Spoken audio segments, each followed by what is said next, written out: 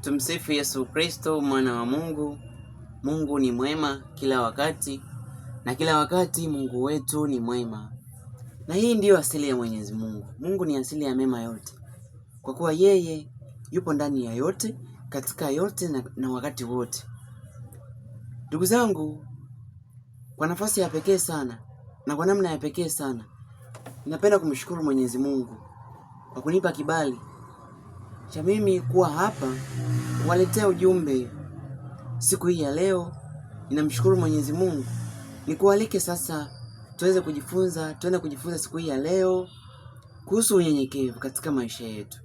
Tufungue kipindi chetu kwa sala ili Roho Mtakatifu atuongoze katika kutafakari neno hili takatifu. Kwa jina la Baba na la Mwana na la Roho Mtakatifu. Amina. Roho mkuu mfariji mwema, mwenye kila kitu chema, uje kutuangazia na imara kututia. Tuyashike mafundisho yako, tuyashike mpaka mwisho. Amina. Kwa jina la Baba na la Mwana na la Roho Mtakatifu. Amina. Ndugu zangu, niwaalike katika chaneli yangu ya YouTube ya Mungu ni Njia, Kweli na Uzima wa Milele. Unapoingia katika chaneli hii, usisahau kulike, kucomment na kusubscribe ili tuendelee kueneza ujumbe wa Mwenyezi Mungu kwa watu wote. Ni lazima tuwe na subscribers wengi ili tuweze kuingia live, ili tuweze kujifunza neno la Mungu pamoja, tuweze kufuatilia kipindi chetu ili Mwenyezi Mungu aenee katika maisha yetu. Awe Mungu tu anatangazwa katika maisha yetu. Tunaposikiliza kipindi hiki, tuweze kutafakari neno la Mungu ambalo linatufundisha katika maisha yetu, ili tutafakarishe na litubadilishe katika mienendo yetu, katika maisha yetu na katika tabia zetu ambazo binafsi tunajihesabia haki mara nyingi, lakini sio haki. Basi tuanze katika kutafakari kuhusu unyenyekevu. Unyenyekevu ni jambo ambalo ni paji la Roho Mtakatifu. Ni paji la Roho Mtakatifu ambalo linakuhitaji wewe kama Mkristo usilikose.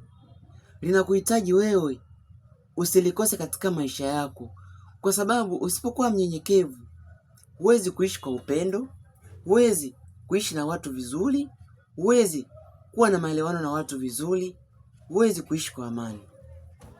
Kwa sababu ukikosa unyenyekevu, unakuwa ni mtu ambaye upo kinyume kabisa na watu wengine. Unaweza kuona kila mtu ni mbaya kwa sababu hujajifunza unyenyekevu.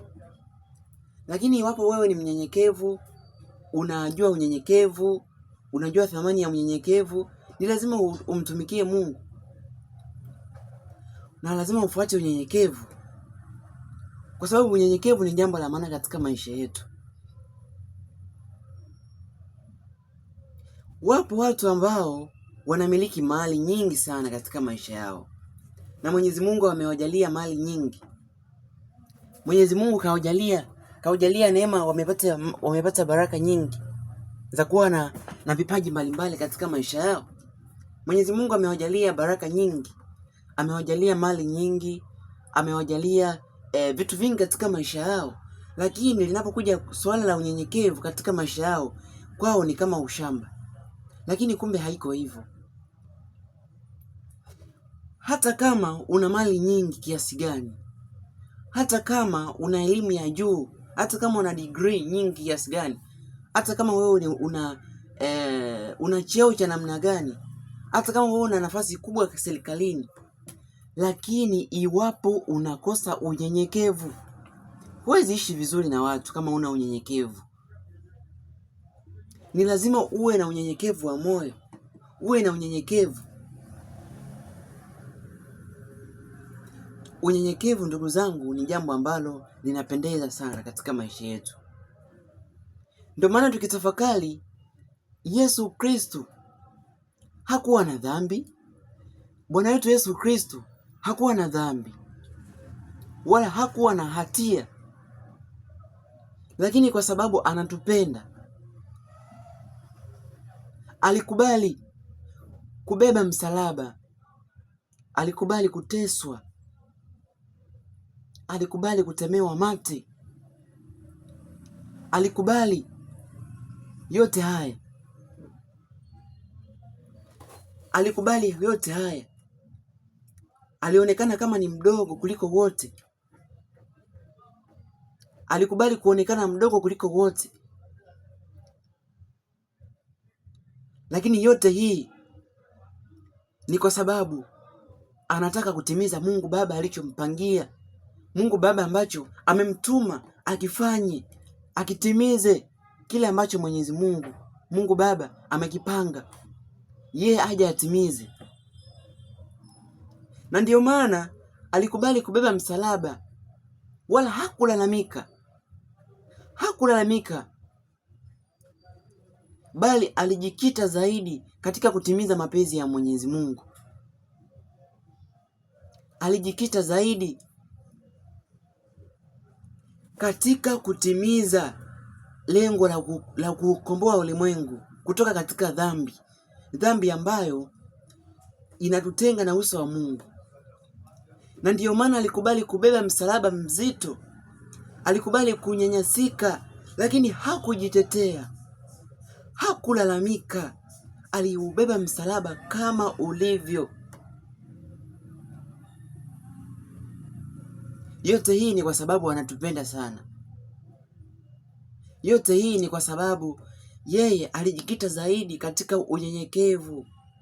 Yesu Kristo alijinyenyekesha mpaka umauti, na mauti ya msalaba. Alijinyenyekesha mpaka mauti alipomkuta, mpaka alipoikata roho. Na ndio maana sisi leo tunafundishwa kwamba katika maisha yetu tujifunze kuwa wanyenyekevu. Tujifunze hata kama watu wametuumiza kwenye maisha yetu, wametutia virema, wametutia mambo ya kilema, wametutia labda maumivu katika mioyo yetu, lakini tukumbuke kwamba Yesu Kristo, mtazame Yesu ambaye yeye alijikita zaidi katika unyenyekevu. Nasi basi leo hii tujifunze kwamba katika maisha yetu unyenyekevu ni jambo la maana. Unyenyekevu si jambo rahisi hata kidogo. Na maandiko matakatifu hayatoi ahadi kwamba kutakuwa na safari rahisi kufika mbinguni. Hapana. Hakuna andiko la namna hiyo. Na ndio maana watu wengi wanapotangaza injili ya Mungu, kuna watu wengine wanashangaza sana wanapotangaza injili ya rahisi. Hakuna injili ya mafanikio ya rahisi, yaani injili ya mafanikio ya kirahisi hivyo. Hakuna injili ya mafanikio ya kirahisi. Hapana. Hapana ndugu zangu. Haiko hivyo. Ni lazima unapotangaza injili ya Mwenyezi Mungu, unapotangaza injili ya Mungu, utambue tu kwamba kuna safari ngumu. Kuna safari ngumu. Unapoiendea safari ya unyenyekevu, ni safari ambayo ni nzito. Yesu Kristo hakupitia safari rahisi. Wewe ni nani upate safari rahisi? Wewe umekuwa ni bosi? Hapana. Ni lazima upitie kwenye moto ili uimarike. Na ndio maana ukitaka kuwa mnyenyekevu, ni lazima ukumbane na mambo mazito. Saa nyingine watu watakusema vibaya. Kuna wakati mwingine watu watakukosoa. Kuna watu wengine watakupinga. Yaani vipingamizi vitakuwa vingi. Lakini wewe tu kuwa mnyenyekevu. Kubali tu, sawa. Kwa sababu unapoishi duniani, huwezi kuishi kila kitu ukajiona wewe ni sahihi. Hapana. Ni lazima kuna watu wengine watakukosoa tu. Hata kama unatenda jema, lakini kuna watu wengine watakukosea tu. Yaani watu watakupinga tu. Yaani watu lazima tu wakupinge, wakuone bwana hapo sio sawa. Na ndio maana unapotangaza injili ya Mungu na unapoisikiliza na kuitafakari injili ya Mungu, ujue tu kwamba hakuna injili ya mafanikio ya kirahisi rahisi. Ni lazima upitie wakati mgumu. Unapomwendea Yesu, kuna vitu vingi sana vitakushusha, yani vitakuletea mahangaiko. Kuna vitu vingi sana vitakupata. Yote hii kwa sababu unamtafuta Mungu aliye juu. Na ndio maana hata tukitafakari katika maandiko matakatifu, Bwana wetu Yesu Kristo, licha ya kwamba alipitia mateso mengi tena yanayoumiza, lakini yote haya alishinda. Aliyashinda yote haya ni kwa sababu alivumilia mpaka mwisho. Alikuwa mnyenyekevu mpaka mwisho wake, na mwisho akapata tuzo mbinguni. Hata sisi leo tujifunze kwamba Mungu vipaji alivyotujalia katika maisha yetu, mali alizotujalia katika maisha yetu, tujifunze kuwa unyenyekevu kwa watu wote. Hata kama sisi tupo juu ya watu wengine, lakini tukumbuke kwamba hivyo vyote vinatoka kwa Mungu. Mungu ametujalia kama zawadi sisi. Ndugu zangu, tujifunze kuwa wanyenyekevu katika maisha yetu, kwa kuwa hapa duniani kuna vikwazo vingi. Dunia ya leo ina maumivu mengi. Dunia ya leo imejaa watu wa aina nyingi, wanaokushusha thamani, wanaokuumiza, na watu wa namna hiyo wapo tu. Hata kama wanatenda mema kwa watu, lakini wapo watu tu watakupinga. Wanadamu tumeumbiwa kusahau sana. Unaweza ukatenda mema, unaweza ukatenda mtu ukamtendea jambo jema, akaja akalisahau na akaja akakukataa kabisa. Na ndio maana tukitafakari Bwana wetu Yesu Kristo, licha ya kwamba aliambatana na kundi kubwa la watu wote walimfuata, watu wengi sana, lakini baada ya kuingia katika mateso tu, watu wote walimgeuka na walimsaliti. Hivyo basi, nasi tujifunze kwamba usiogope kutengwa na watu kwa sababu ya unyenyekevu. Usiogope kutenda mema kwa sababu unaogopa macho ya watu. Hilo ni jambo la unyenyekevu. Na ndio maana tukitafakari, Veronika alipopangusa uso wa Yesu, alipangusa uso wa Yesu uliojaa damu. Alipangusa uso wa Yesu. Hakuogopa macho ya watu, kwamba watu watanitazamaje, watu watanionaje mimi, watanionaje. Hapana, hakuogopa.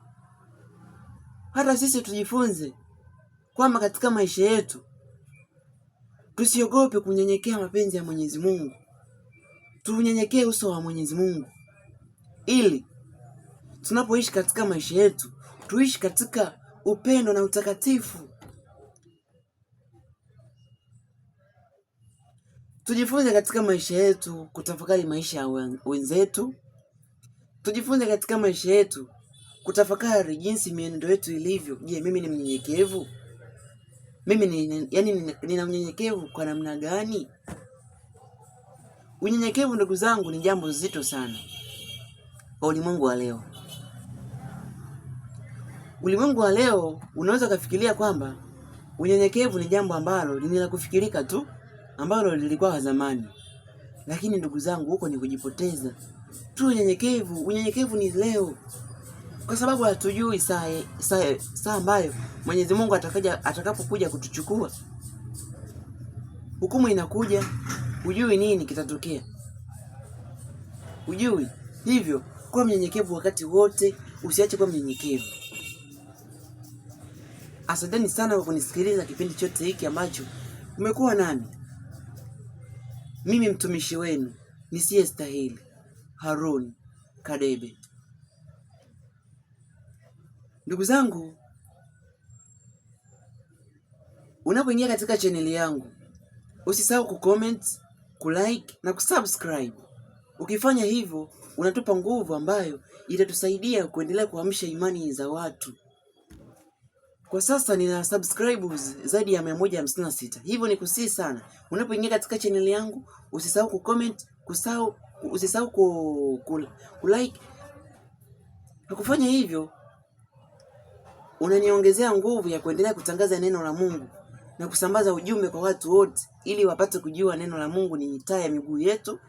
Mungu ni njia ya kweli na uzima. Asanteni sana, na Mwenyezi Mungu awabariki na awajalie tafakari njema katika maisha yenu. Awabariki sana Mwenyezi Mungu na kuwalinda siku zote za maisha yenu. Asanteni sana. Tumsifu Yesu Kristo.